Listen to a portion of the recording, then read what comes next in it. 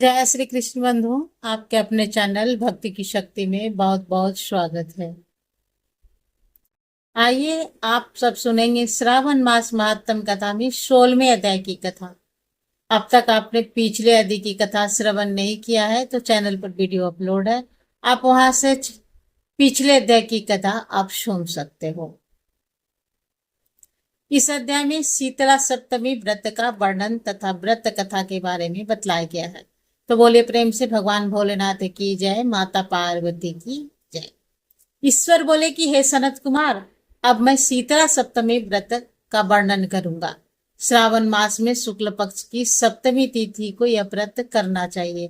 सबसे पहले दीवार पर एक बापी का आकार बनाकर असिसीरी सजक दिव्य रूप वाले 7 जल देवताओं, 2 बालकों से युक्त पुरुष संजक नारी, एक घोड़ा, एक वृषभ तथा नर वाहन सहित एक पालकी भी उस पर बना दे। इसके बाद 16 उपचारों से 7 जल देवताओं की पूजा होनी चाहिए। इस व्रत के साधक में ककड़ी और दही मोदन से अर्पित करनी चाहिए। इसके बाद नैवेद्य के पदार्थ भी ब्राह्मणों को देना चाहिए। इस प्रकार 7 वर्ष तक इस व्रत को करने के बाद उद्यापन करना चाहिए। इस व्रत में प्रत्येक वर्ष 7 सुहागनियों को भोजन कराना चाहिए। जल देवताओं की प्रतिमा एवं स्वर्ण पात्र में रखकर बालकों सहित एक दिन पहले शयन काल में भक्ति पूर्वक उनकी पूजा करनी चाहिए। प्रातः काल पहले होम करके देवताओं के निमित्त चरु से होम करनी चाहिए। जिसने पहले इस व्रत को किया उसे जो फल प्राप्त हुआ उसे आप सुनिए। सौराष्ट्र देश में शोभन नामक एक नगर था। उसमें सभी धर्मों के प्रति निष्ठा रखने वाला एक साहूकार रहता था। उनके जल रहित एक अत्यंत निर्जर वन में बहुत पैसे खर्च करके शुभ तथा मनोहर सीढ़ियों से युक्त पशुओं को जल पिलाने के लिए सरलता से उतरने चढ़ने योग्य दृढ़ पत्थरों से बंधी हुई तथा लंबे समय तक टिकने वाली एक बावली बनवाई। उस बावली के चारों ओर थके राहगीरों के विश्राम के लिए अनेक प्रकार के वृक्षों के शोभायमान एक बाग लगवाया। लेकिन वह बावली सूखी ही रह गई और उसमें एक बूंद भी पानी नहीं आया। साहूकार सोचने लगा कि मेरा प्रयास व्यर्थ हो गया और व्यर्थ ही धन भी खर्च हो गया। इसी चिंता में विचार करता हुआ यह साहूकार रात में वहीं सो गया। तब रात्रि में उसने स्वप्न में जल देवता आए और उन्होंने कहा कि हे धनदोई, दे दो तो उसी समय तुम्हारी यह बावली जल से भर जाएगी।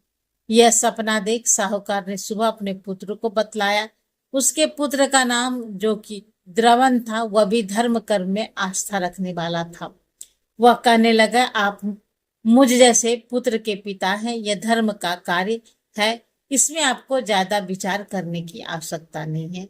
यह धर्म ही है जो स्थित रहेगा और पुत्र आदि सब नश्वर है। अल्प मूल्य से महान वस्तु प्राप्त हो रही है, अतः यह क्रय अति दुर्लभ है, इसमें लाभ ही लाभ है। सितांशु और चंडाल है। इसमें सितांशु नामक जो ज्येष्ठ पुत्र है उसकी बलि बिना कुछ विचार किए आप दे दो, लेकिन पिताजी घर की स्त्रियों को यह रहस्य कभी ज्ञात नहीं होनी चाहिए। उसका उपाय यह है कि इस समय मेरी पत्नी गर्भ से है और उसका प्रसव काल भी निकट है, जिसके लिए वो अपने पिता के घर जाने वाली है। छोटा पुत्र भी उसके साथ जाएगा। हे तात, उस समय यह कार्य निर्विघ्न रूप से संपन्न हो जाएगा। पुत्र की यह बात सुनकर पिता उस पर अत्यधिक प्रसन्न हुआ और बोले कि हे पुत्र, तुम धन्य हो और मैं भी धन्य हूँ, जो कि तुम जैसे पुत्र का मैं पिता हूँ। इसी बीच सुशीला के घर में उसके पिता का बुलावा आ गया और वह जाने लगी। तब उसके ससुर तथा पति ने कहा कि यह ज्येष्ठ पुत्र हमारे पास ही रहेगा, तुम इस छोटे पुत्र को ले जाओ। इस पर उसने ऐसा ही किया। उसके चले जाने के बाद पिता पुत्र ने उस बालक के शरीर में तेल का लेप किया और अच्छी तरह से स्नान कराकर सुंदर वस्त्र आभूषण से अलंकृत करके पूर्वाषाढ़ा तथा सतविशा नक्षत्र में उसे प्रसन्नता पूर्वक बावली के तट पर खड़ा कर दिया और कहा कि बावली की जल देवता, इस बालक के बलिदान से आप प्रसन्न हो और उसी समय उस बावली अमृत तुल्य जल से भर गई। वे दोनों पिता पुत्र शोक व हर्ष से युक्त होकर घर की ओर चले गए। सुशीला ने अपने घर में तीसरे पुत्र को जन्म दिया और 3 महीने के बाद अपने घर जाने को निकल पड़ी।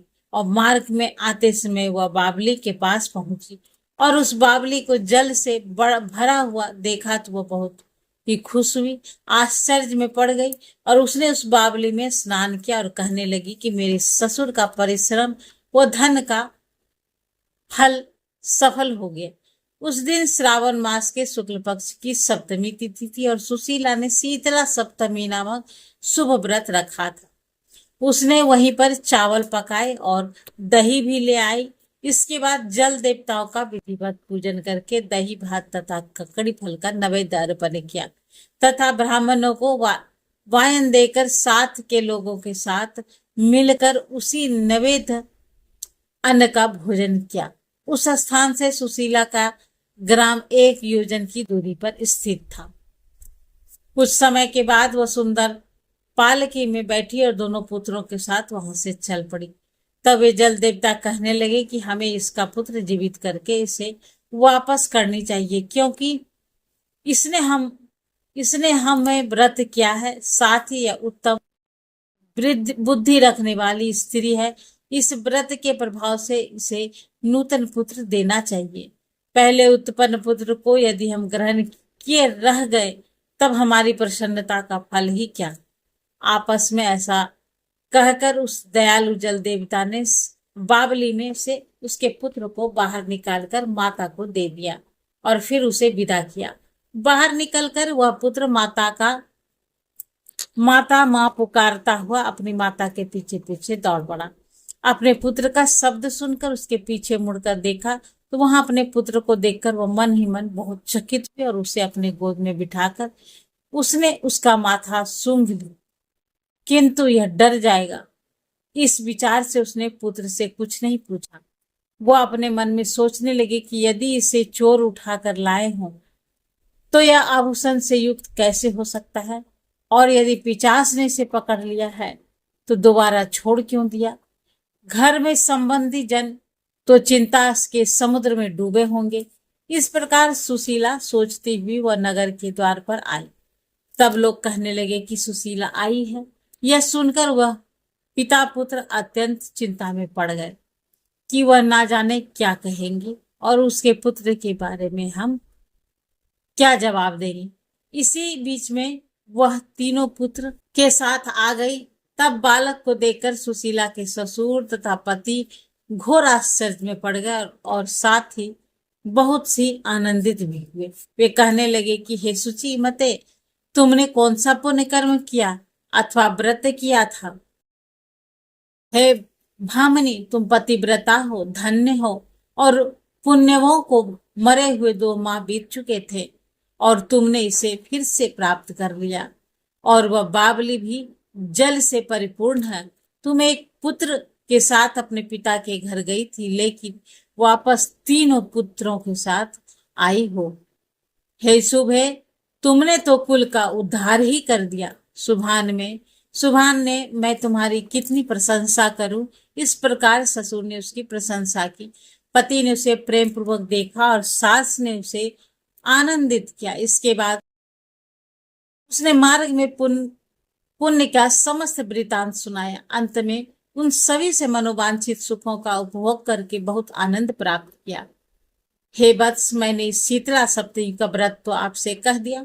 इस व्रत में दही, ददन, शीतल ककड़ी का फल शीतल और बावली का जल भी शीतल होता है तथा इसके देवता भी शीतल होते हैं। अतः शीतला सप्तमी का व्रत करने वाले तीनों प्रकार के ताप से संताप से शीतल हो जाते हैं। इसी कारण से यह सप्तमी शीतल सप्तमी यथार्थ नाम वाली इस प्रकार से श्री स्कंद पुराण के इस प्रकार से है। और श्री स्कंद पुराण के अंतर्गत ईश्वर सनत कुमार संवाद में श्रावण मास महात्म कथा में शीतला सप्तमी व्रत कथन नामक 7वां अध्याय पूर्ण हुआ। तो प्रेम से बोलिए भगवान भोलेनाथ की जय, माता पार्वती की जय।